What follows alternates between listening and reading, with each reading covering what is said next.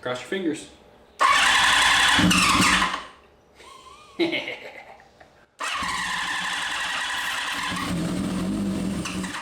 Oh yeah.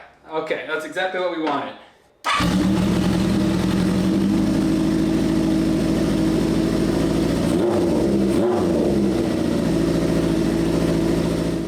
Since you guys have seen this bike last, I've knocked out a whole bunch of small projects kind of off camera. It's all stuff you've seen me do before. So I cut and modified the factory rear fender to give us this little bobbed fender look. I also decided to keep and modify the plastic inner fender, basically the front section, because since this bike is designed to do at least some like dirt road riding, I wanted to keep that factory protection from rocks and dirt and stuff getting flung up into our electronics and also into our airbox. Speaking of airbox, I did actually decide to go ahead and keep the factory intake system on this bike. They are always going to run just a little bit better than pod filters would. And also I think it's better for like dirt roads and stuff. I think it's going to be a little bit better filtration than for pod filters on this particular bike. So we kept that. Also, it's going to make tuning easy because I'm just going to run the factory jet sizes, and we're not going to have to play with that at all, really. I did upgrade to a single unit voltage regulator rectifier. Everything else back here is pretty stock. I installed an electronic ignition from Dyna. I did steal that off of the original engine that was in this bike. I did have to do a little refresher course on how to install that. What's up, guys? Welcome back to Classic Octane. I am Taylor, and today we are... Once that was done, I finished installing the rest of this OE style wiring harness. Still a bit of a spaghetti in the headlight to get figured out.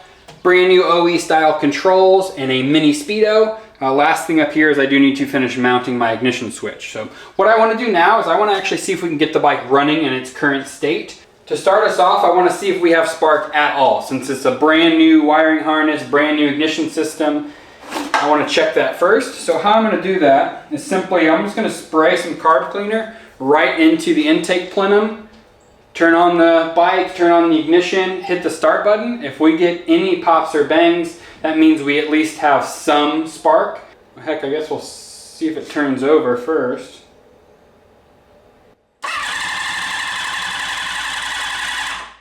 Okay. Well, that seems reasonable. Cross your fingers.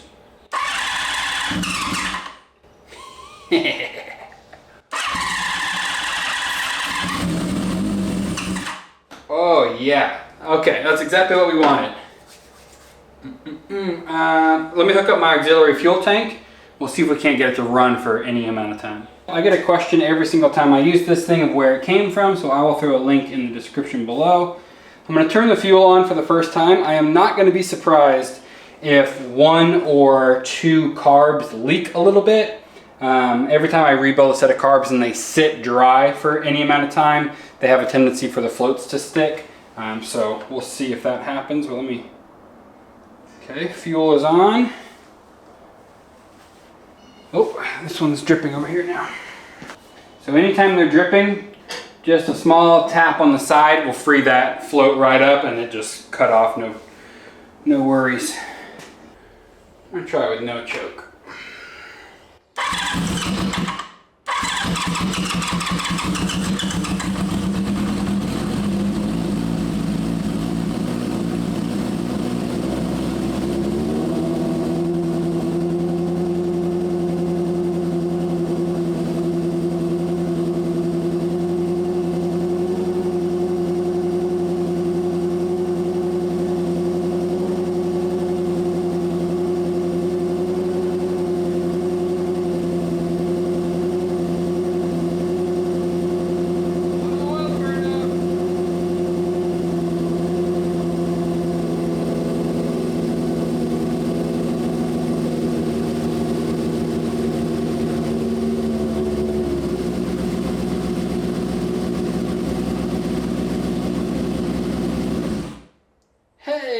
How about that?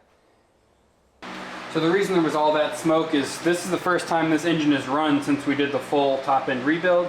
So there's oil in the cylinders from installation, there's oil on the exhaust from me installing it with my hands, all that kind of stuff. So none of that is a concern. Quick check with the temp gun. Shows we were indeed running on all 4 cylinders, which is great. I have this fan running. I also just set up another fan in front of the bike that I'm going to turn on to get as much airflow as possible. I'd like to run this thing for at least a minute or two, let everything come up to operating temperature, kind of burn off all of that gunk. It'll give me a good understanding of how well the carbs are synced and if our tuning is close enough for me to be able to move forward, or if we need to actually do like a vacuum sync on it.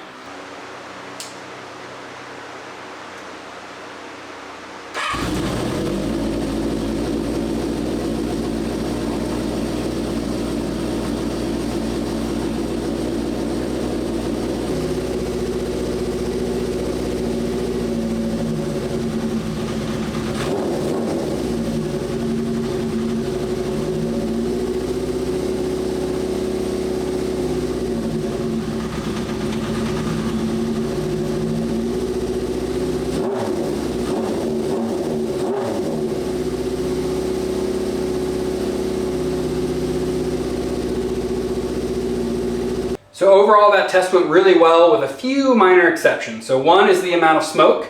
It is still smoking a decent amount, as you saw. I'm keeping my fingers crossed that that is still just oil residue that's burning off. It obviously has great compression. It runs really, really well. So I'm not too concerned about the smoke just yet. If it doesn't clear up after like 10 or 15 more minutes of the bike running, we'll have to investigate. So the bike revved up really nice, it started up really nice, so I don't think the carbs need to be vacuum synced or anything. I did a bench sync when I rebuilt them, so I'm not terribly surprised that they're dead on. What is concerning on the tuning side of the carbs is it did struggle to idle. I don't know if you've noticed that, of how when the RPM started to drop, it started to kind of chug and kind of choke on itself. What that means is the carbs are too rich at idle, which means I need to lean it out with the idle mixture screws.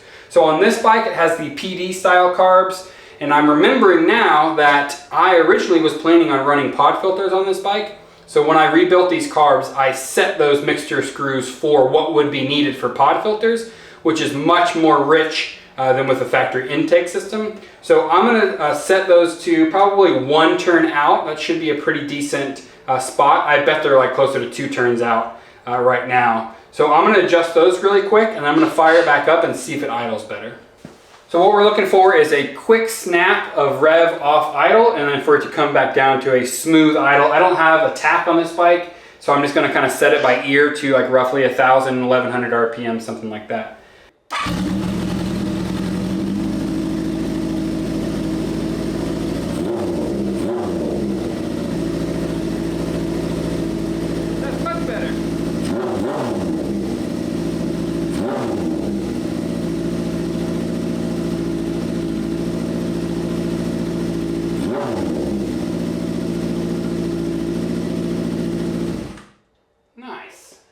Went ahead and threw the tank and the seat on, and we are like 99% done. So a couple of things still left to do, but I'm waiting on those parts.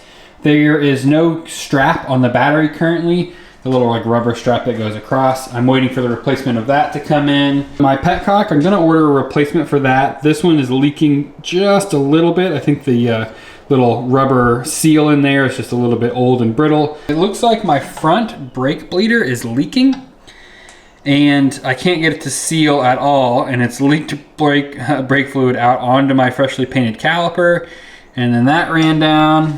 That got brake fluid on the painted part of the rotor, and that needs to be redone, and also it screwed up my wheel. So brake fluid, very corrosive. That's gonna have to all be redone, which is unfortunate, but we're not gonna worry about that for the test drive.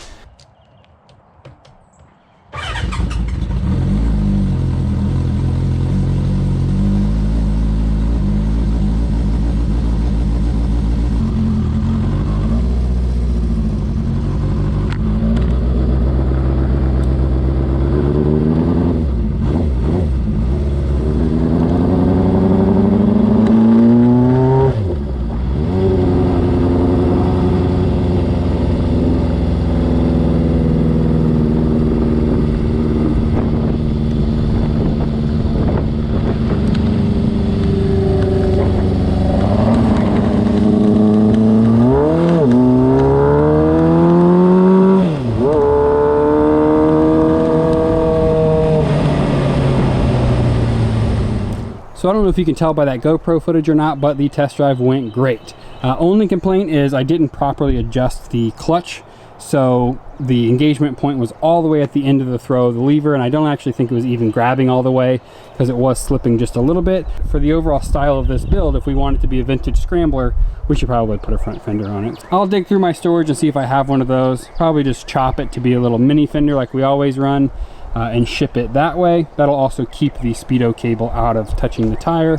Make sure to follow me on Instagram if any of you guys are interested in potentially buying this bike. I will post on there as soon as it is 100% done, tested, and kind of sorted out, that it is officially for sale. So then you can just kind of DM me or whatever if you're interested in it. Otherwise, you can also shoot me an email, taylor@classicoctane.com, and we can work out a deal. So this one is going to be for sale in the next, I would say, probably week, as long as all those parts come in on time.